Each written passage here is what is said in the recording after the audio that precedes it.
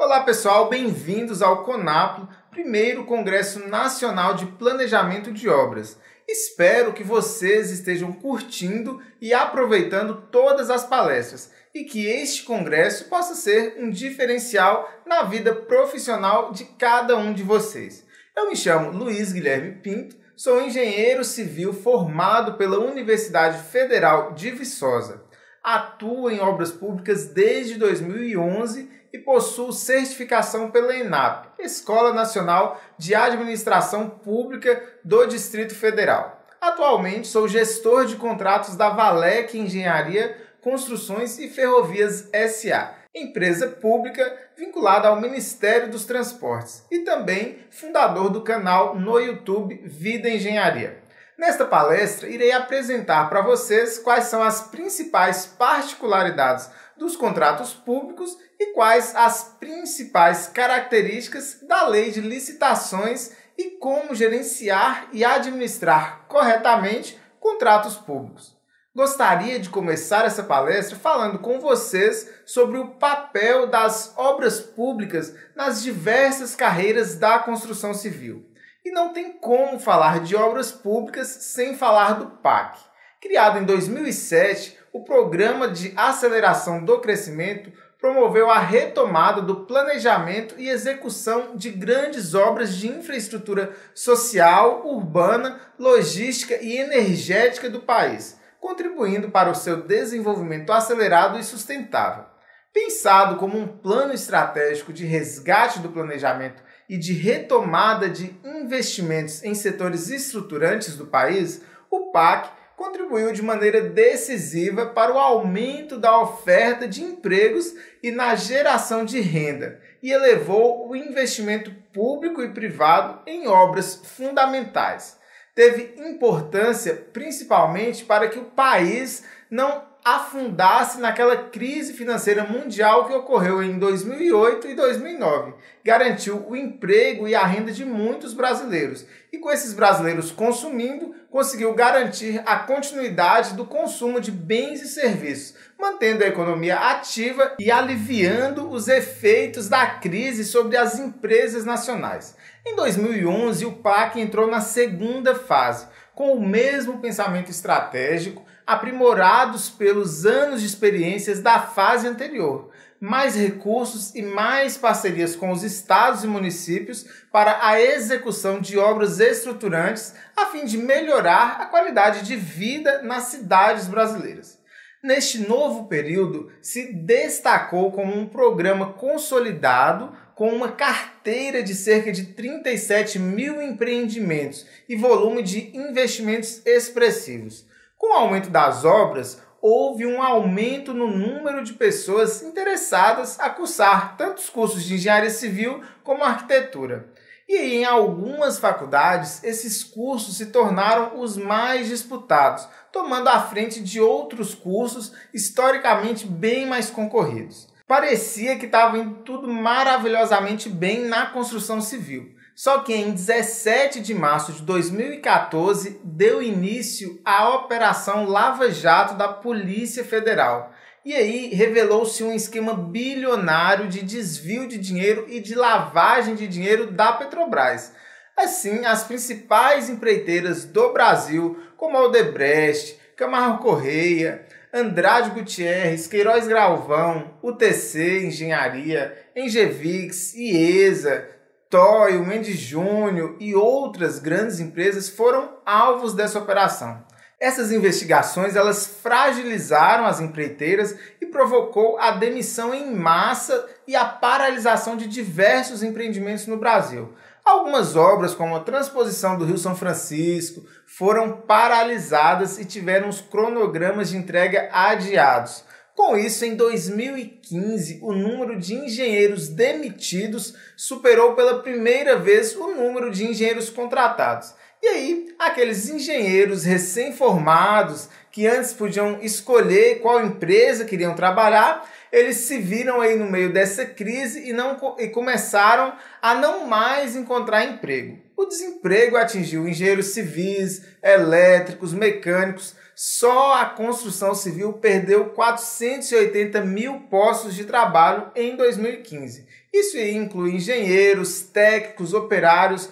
Muitos desses profissionais mudaram de área, foram até mesmo para o Uber. Com isso, nós podemos perceber o quanto que as obras públicas elas são importantes para o aquecimento da construção civil. No final de 2016, a Operação Lava Jato deu início aos acordos de leniência. E atualmente já são mais de 10 acordos de leniência. Tudo indica que com esses acordos e com essas grandes empresas voltando a tocar as grandes obras, essa crise aí no mercado da construção civil, ela possa ser amenizada e novos empregos possam ser gerados. Agora que eu expliquei para vocês aí a importância dessas obras públicas no mercado da construção civil, eu gostaria de tentar fazer com que vocês entendam um pouco da diferença entre uma obra pública e uma obra particular. Por exemplo, quando a gente fala de obra particular, principalmente quando é uma obra pessoal nossa, uma obra que você está construindo para você mesmo,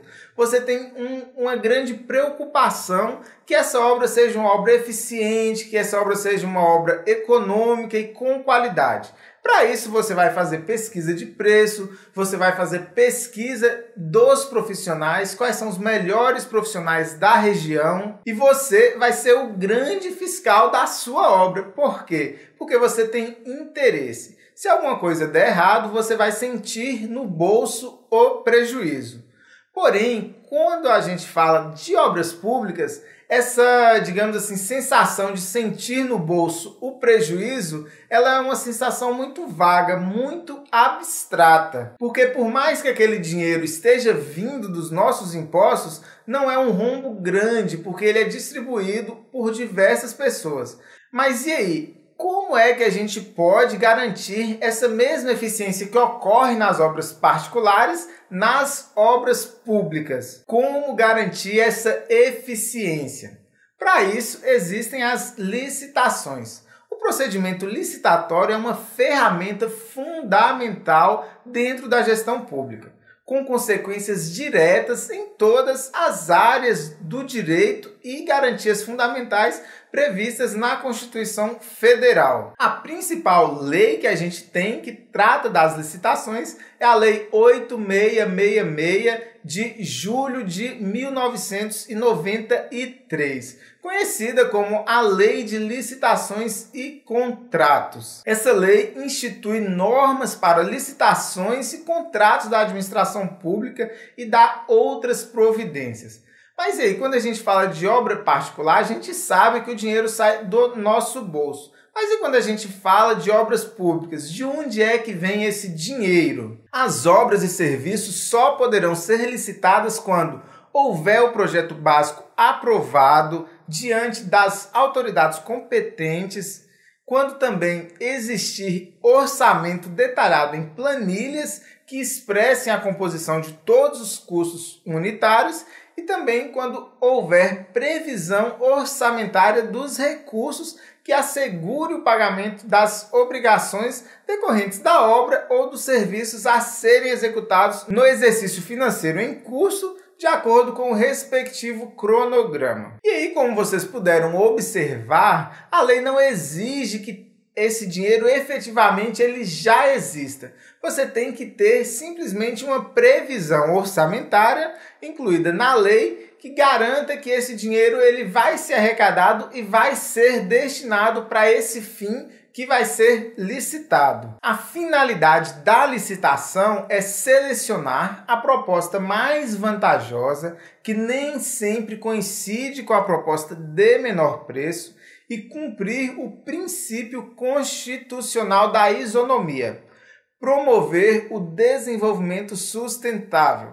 Trata-se de uma tarefa complexa. Por quê? Porque há influência de vários fatores neste fato para se determinar qual é a proposta mais vantajosa. Portanto, deve ser realizado com atenção e cuidado, de forma a satisfazer os direitos e garantias do cidadão e cuidar para que não haja desperdício.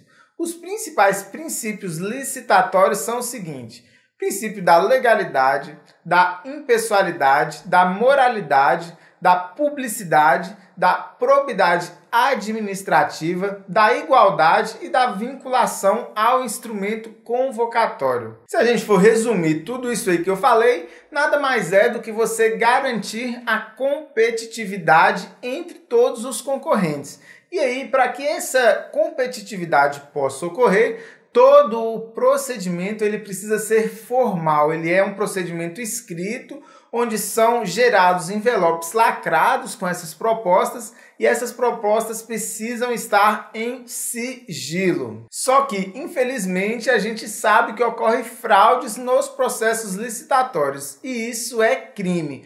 É a famosa combinação de preços ou cartel. E outra forma muito comum de burlar o processo licitatório que as empresas fazem é algo conhecido como jogo de planilha. E o que é esse jogo de planilha? É uma atribuição de preços baixos para alguns serviços que a empresa sabe que não vai executar.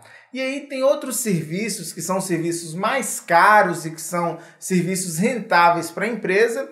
Ela coloca um preço alto, porém diminui as quantidades. Ou seja, alguns serviços que são serviços mais chatos e difíceis de executar, ela coloca um preço baixo, e os serviços que são fáceis de executar e que dão lucro, ela coloca um preço alto. E no final ela altera esses quantitativos, diminui aquilo que não dá lucro e aumenta aquilo que dá lucro, e dessa forma ela ganha a licitação com um preço mais baixo, mas depois lá na frente ela vai buscar, através de termos aditivos, compensar isso aí de uma forma fraudulenta. Com isso, o licitante vence a competição com um preço global abaixo dos concorrentes. Os principais tipos de licitação são o convite para obras de até R$150 mil, nós temos a tomada de preço para obras de até R$1.500.000 e nós temos a principal delas, que é a concorrência, que é para as obras acima de R$1,5 milhão. E aí a empresa vencedora pode ser aquela que ofereceu o menor preço, que geralmente é a regra, mas também tem alguns casos mais complexos que pode vencer a empresa que oferecer a melhor técnica. E tem também um terceiro tipo, que é a combinação de técnica e preço. Porém, tudo isso tem que ficar explícito no processo licitatório. Aí, quando uma empresa ganha uma obra, uma das primeiras etapas é a colocação daquela placa com os valores da obra. E muita gente fica assustada e se pergunta por que se coloca um valor tão exato na placa, que inclui até os centavos. Isso ocorre porque, quando se faz a composição do preço de uma obra, isso é feito por base de planilhas e essas planilhas são geradas através da composição de custos unitários. Então, se você gerou um custo unitário, se você gerou uma planilha de preços, você vai ter uma precisão muito exata. E esse número que aparece na placa é realmente o valor que a empresa vencedora vai receber para executar essa obra. Vou trazer para vocês agora algumas definições importantes para você saber. O que é gestão do contrato? É uma atividade exercida pela administração com o objetivo de acompanhar e fiscalizar o fiel cumprimento de todas as obrigações assumidas pelas partes, de forma a se observar que a execução do contrato está ocorrendo com qualidade e com respeito à legislação vigente. A gente pode dizer que a gestão do contrato é algo mais burocrático. E ao lado da gestão, nós temos a fiscalização do contrato, que é uma atividade exercida de modo sistemático e contínuo pelo contratante e seus representantes, objetivando a verificação do fiel cumprimento das disposições contratuais. Então, aí já é um ponto crucial para vocês entenderem, nós temos um papel de gestão de contrato e o papel de fiscalização de contrato. A gestão é algo mais burocrático, que vai pegar, digamos assim, letra por letra do contrato e verificar se esse contrato está sendo cumprido, e a fiscalização do contrato já vai se preocupar com a qualidade técnica do serviço. É aquela pessoa que vai em campo fiscalizar se a obra está sendo executada de acordo com todas as normas, com todos os critérios de qualidade. E aí, como que é feito o pagamento daquele valor que você observou na placa para a empresa que ganhou essa licitação. Vamos falar agora um pouco como é que é esse processo de medição. Em geral, os contratos prevêem pagamentos mensais. E para que esses pagamentos mensais ocorram, é gerado algo que a gente chama de medição. Então, todo mês, o fiscal da obra ele vai lá em campo com toda a sua equipe e vai apurar durante esse período aí de 30 dias quais foram os serviços executados. E aí ele pega esses serviços, joga na planilha de medição do contrato, que tem os custos unitários de cada serviço. Então ele sabe o quantitativo do serviço que foi executado, sabe o custo unitário e aí ele sabe o valor que vai ser pago para a contratada neste mês. Tudo isso aí é registrado em algo que a gente chama de memória de cálculo. E aí, depois que essa medição ela é feita e é gerado um número, aí o fiscal vai mandar para o gestor de contrato para providenciar o pagamento. O fiscal da obra ele gera, digamos aí, essa planilha de medição com todos os quantitativos. Mas não é apenas isso que é necessário para que se feche e que se chegue ao pagamento da contratada. Antes também, o gestor, o que ele vai fazer? Ele vai verificar se existe saldo de empenho. E o que é empenho? Empenho é como se fosse um documento que diz que você vai ter o dinheiro para pagar. Então, você verifica lá no seu saldo de empenho, tem dinheiro para pagar? Então aí você vai verificar se a contratada está cumprindo com todas as obrigações trabalhistas. E aí também você vai verificar se a garantia contratual está em dia. E aí, se estiver tudo ok, você vai pedir à empresa para emitir as notas fiscais.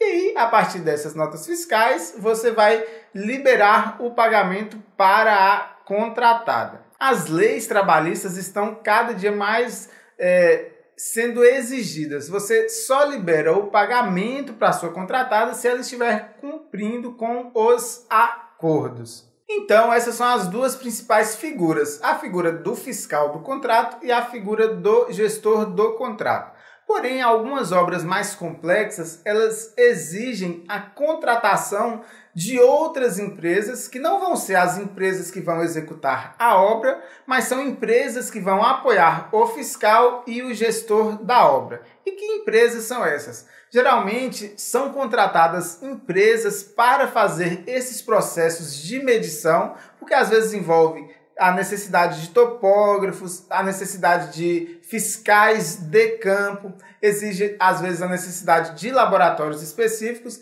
Então toda essa supervisão da obra ela também pode ser contratada e licitada à parte. É muito comum também você ver alguns apoiadores técnicos de projeto, apoiadores jurídicos, apoiadores de desapropriação. Então, de acordo com a necessidade da obra, não só a empresa responsável pela execução é contratada, mas são contratadas também essas diversas apoiadoras. Agora eu vou falar um pouco para você sobre os aditivos contratuais. Os tão famosos aditivos, que são aqueles que sempre estão aí aparecendo nas TVs e nos noticiários. O que é um aditivo? O aditamento do contrato significa acrescentar informações a um determinado contrato quando é necessário corrigir ou esclarecer alguma cláusula específica ou ainda complementar com novos dados em falta no contrato original. Só que aí é proibido você alterar o objeto contratual. Vamos lá, vamos dar um exemplo para ficar mais claro. Suponhamos que você licitou uma rodovia. Só que aí no decorrer você viu que vai precisar de mais um bueiro, você vai precisar de um trecho maior dessa rodovia. Então tudo isso aí são aditivos possíveis. Só que o que não pode é você, por exemplo, licitar uma rodovia e querer executar uma ferrovia. Então isso aí seria uma alteração do objeto contratual que é proibido. E apesar desses aditivos eles serem permitidos pela legislação, existe um limite. Você não pode sair alterando, aumentando e diminuindo os quantitativos à torto e à direito. E esse limite é o seguinte: para obras e serviços, 25%. Ou seja, você pode aumentar ou diminuir até 25%. Se for uma reforma, aí o limite é um pouco maior, é de 50%. até porque a reforma ela costuma ser bem imprevisível. Os principais aditivos contratuais que a gente vê no dia a dia é o seguinte: o principal deles, infelizmente, no Brasil é o aditivo de prazo. Quase nunca as obras acabam no prazo estipulado e aí é necessário fazer um aditivo para prorrogar este prazo contratual. O segundo tipo muito comum é a alteração de quantidade. E como assim de quantidade? Igual eu falei, às vezes você não preveu ali o número, digamos assim, um bueiro e você precisou aumentar o número de bueiros da sua rodovia ou ferrovia e aí você vai ter que aumentar essa quantidade ou até mesmo diminuir a quantidade. Outro tipo de aditivo que pode ocorrer é a alteração na maneira com que vai ser executado, ou seja, uma alteração de projeto que vai ter reflexo na qualidade da obra e isso também precisa ser aditivado. Como a lei permite que você mexa, digamos aí, até 50% ou 25%, antigamente ocorria muito algo que é conhecido como jogo de planilha. O que é esse jogo de planilha? É você pegar e ficar fazendo compensações em itens que são, digamos assim, rentáveis, você vai e aumenta, itens que são pouco rentáveis, você vai diminuir, você vai e diminui. E como que ocorria? Você pegava, por exemplo, fazia 25% de aditivo contratual positivo, ou seja, você esgotava o seu limite, o seu teto. Só que aí você ia lá e abaixava, digamos, 20%, você retirava do contrato 20%. E aí, quando você somava o acréscimo com o decréscimo, você só tinha alterado 5% do quantitativo previsto inicialmente. O saldo era compensado e não ultrapassava os 25% ou 50%. Porém, o Acórdão 2059 de 2013 do TCU, ele definiu que 25% de decréscimo não pode compensar 25% de acréscimo. E aí ficou como? Você pode acrescentar 25%, você pode decrescer 25%, mas esses valores eles não se compensam. Chegou no acréscimo total ou no decréscimo total, acabou. Não se pode mais alterar os quantitativos do contrato. Outros exemplos bem comuns que a gente vê que geram os aditivos contratuais é que, infelizmente, as obras elas são licitadas com o projeto básico. E aí só depois é que sai o projeto executivo. E quando vem esse projeto executivo, aí é aquele tanto de aditivo que você precisa fazer para adequar a sua obra a esse novo projeto que é mais completo. Outro tipo de aditivo que pode ocorrer é que às vezes um consórcio ganha o contrato, mas uma das consorciadas resolve sair e abandonar o consórcio. Então, para que isso fique registrado, é gerado um termo aditivo contratual. Só que também ocorrem, infelizmente, aditivos contratuais fraudulentos, que geralmente são aqueles licitantes que não são idôneos e aí eles fazem da licitação uma aventura. Eles sabem que o preço da obra é um preço, digamos assim, que não permite muita folga e aí durante o decorrer da obra ele não cumpre o cronograma de maneira correta, faz muito desperdício, percebe que não vai dar conta de concluir a obra e aí ele tenta ficar compensando isso aí com aditivo atrás de aditivo. Fora isso, também temos aqueles aditivos que são criminosos mesmo, que tem por trás aí, digamos, lavagem de dinheiro, caixa 2 para a campanha eleitoral, e esses aí realmente são aditivos criminosos que infelizmente também ocorrem muito no Brasil. No Brasil a gente tem os estádios da Copa, como o Itaquerão e o Maracanã, que triplicaram de valor com aditivos fraudulentos, a transposição do Rio São Francisco, a hidrelétrica de Belo Monte, os aeroportos da Copa, a refinaria da Comperj, tudo isso aí é aumento de custos sem comprovação. Eu já falei para vocês que o principal papel do gestor de contrato é fazer cumprir as cláusulas contratuais.